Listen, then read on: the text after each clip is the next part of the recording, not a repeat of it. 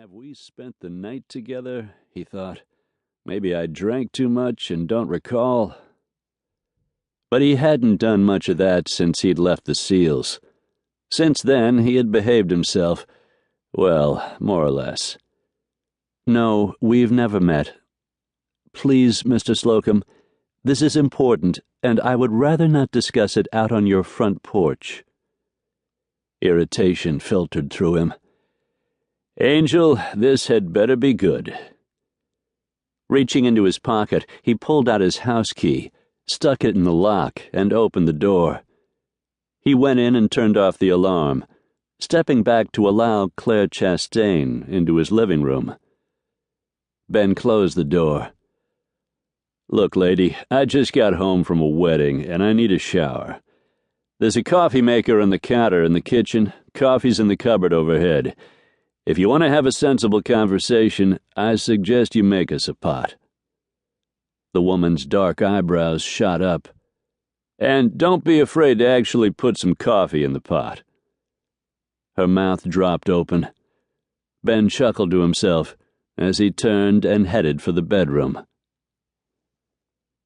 Of all the nerve. Everything she had heard about Ben Slocum appeared to be exactly correct. The man was arrogant and overbearing, downright rude. In his rumpled tuxedo and smelling of sex and perfume, it didn't take much imagination to know he had spent the night in a woman's bed. He was a Navy SEAL, she reminded herself. That had to count for something. They had a reputation for being tough, brave, and honorable. Still, from the information she had, he had been out of the military for the past 5 years. A medical discharge at 28 after a combat wound in some god-awful jungle in the Philippines. She had no idea the sort of man Ben Slocum had become. One thing she did know. He looked even better than the photo she had seen of him when he was 20 years old. At least 6'2", maybe 195 pounds of pure masculinity. Beneath his black tuxedo jacket, a set of ridiculously wide shoulders tapered down to a narrow waist and a pair of long legs. Jet black hair cut short enough to hide a faint curl, and the stubble of a night's growth of beard just made him more handsome. She tried not to think of the glimpse of chest hair she'd seen beneath his unbuttoned shirt. And those eyes. So pale a blue, they looked otherworldly. She had seen a pair like them, but on a 9-year-old, the effect just wasn't the same. Thinking of the little boy and the help he so desperately needed set her feet in motion. Making the arrogant jerk a pot of coffee tweaked her ego, but that was hardly important. She took down the can of Folgers and began the steps necessary to get a pot brewing. Once the coffee was looked after, she took a moment to check out the house.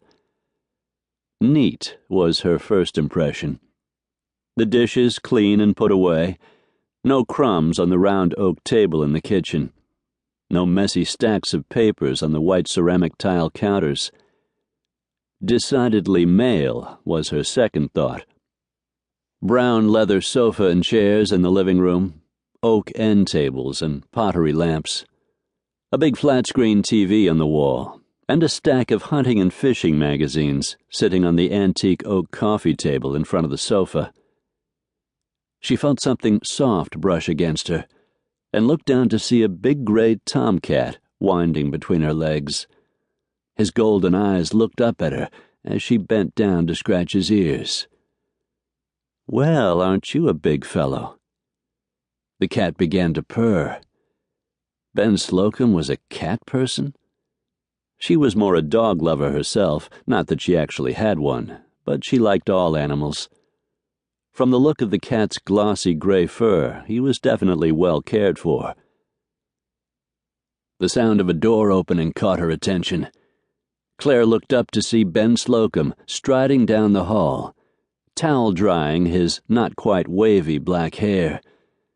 In jeans and a black t-shirt that stretched over the muscles on a very impressive chest, Ben was a formidable presence. Claire had to force herself To keep listening to this audiobook, I've left you a link in the description so you can do it, at no cost thanks to Audible's 30-day free trial.